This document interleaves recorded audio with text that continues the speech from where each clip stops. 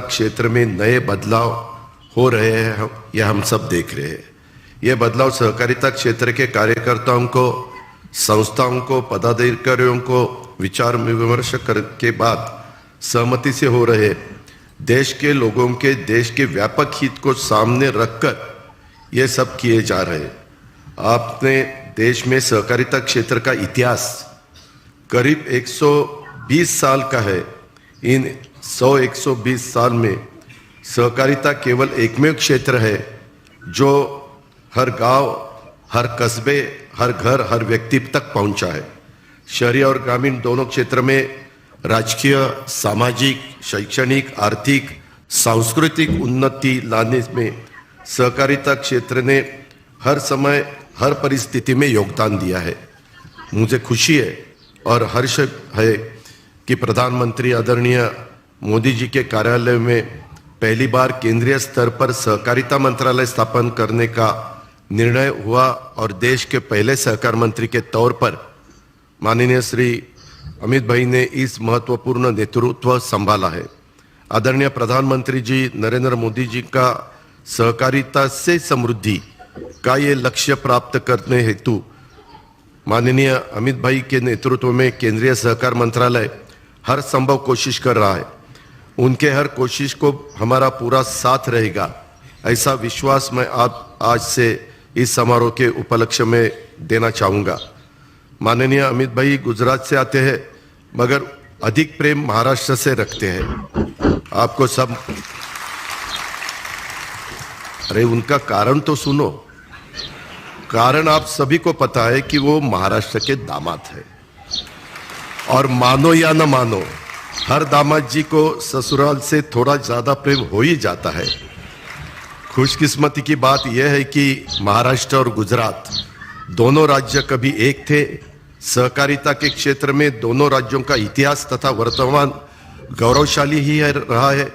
मुझे उम्मीद है और विश्वास भी है कि आदरणीय अमित भाई जी के नेतृत्व में आज मल्टी स्टेट सहकारी संस्थाओं के समन्वय, संचालन तथा नियंत्रण में सहजता लाने हेतु एक महत्वपूर्ण वेब पोर्टल का विमोचन, लोकार्पण हो रहा है। यह एक कदम है। ऐसे कई कदमों और निर्णय के माध्यम से महाराष्ट्र और देश में कार्यरत सहकारी संस्थाओं में उत्साह, सकारात्मक वातावरण निर्माण होगा। सहकार क्षेत्र की समस्याएं दूर होने में मदद होगी। देश का सहकार क्षेत्र अपने लक्ष्य के ओर नए विश्वास के साथ आगे बढ़ेगा। सहकारिता के माध्यम से समाज सभी वर्गों के आर्थिक, सामाजिक विकास में अच्छा बदलाव आएगा, यह मुझे उम्मीद है।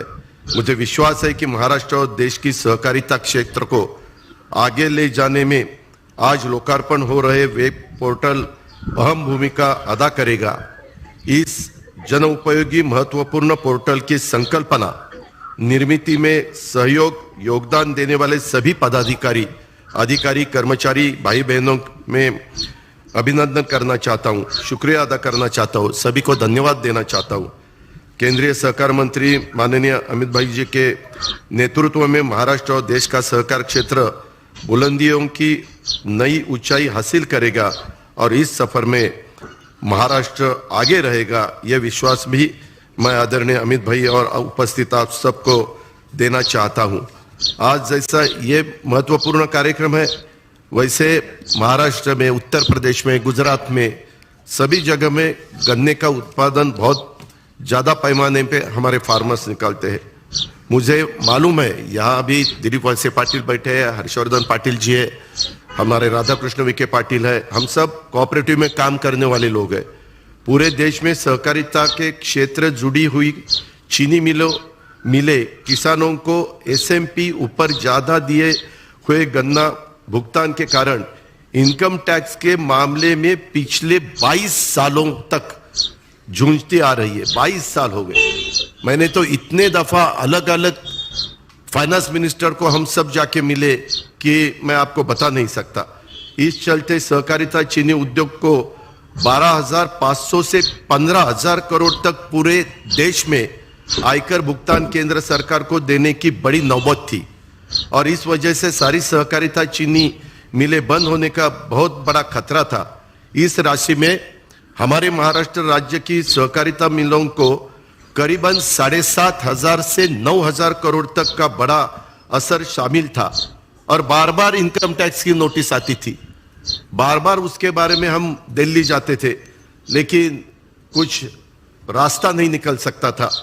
लेकिन आदरणीय नरेंद्र मोदी साहब ने एक बड़ा अच्छा फैसला करके सहकारिता क्षेत्र को देश में अधिक सक्षम करने के हेतु से नए और स्वतंत्रता सहकारिता मंत्रालय का निर्माण किया। सहकारिता से समृद्धि, ये नारा देश को देते हुए अत्यंत कर्तव्यदक्ष आदरणीय अमित भाई जी शाह साहब को इस मंत्रालय की सही जिम्मेवारी सौंपी गई। मुझे आप सबको ये जानकारी देते हुए खुशी हुई जब सहकारिता चीनी उद्योग का प्रतिनिधि मंडल इनकम टैक्स की इस समस्या को हल करने के लिए हेतु से आदरणीय अमित भाई जी को मिलने के लिए उन्होंने इस मंडल को आश्वस्त किया कि गन्ना किसानों और सहकारिता चीनी मिलों के हित में जरूर हल निकालेंगे। सुप्रीम कोर्ट में अनेक वर्षों से ये मामला दायर था और चीनी मिलों को बीच बीच में राहत के तौर पर कुछ रकम भरनी भी पड़ रही थी, लेकिन आदरणीय अमित भाई ने वित्त मंत्रालय के साथ इस पूरे मामले में को समझते हुए फाइनेंस बिल को लोकसभा सदन में पेश करके यह पूरा इनकम टैक्स माफ कर दिया। इससे सब भारत देश के और महाराष्ट्र के गन्ना किसानों में एवं सहकारिता चीनी उद्योग को बड़ी राहत प्राप्त हुई।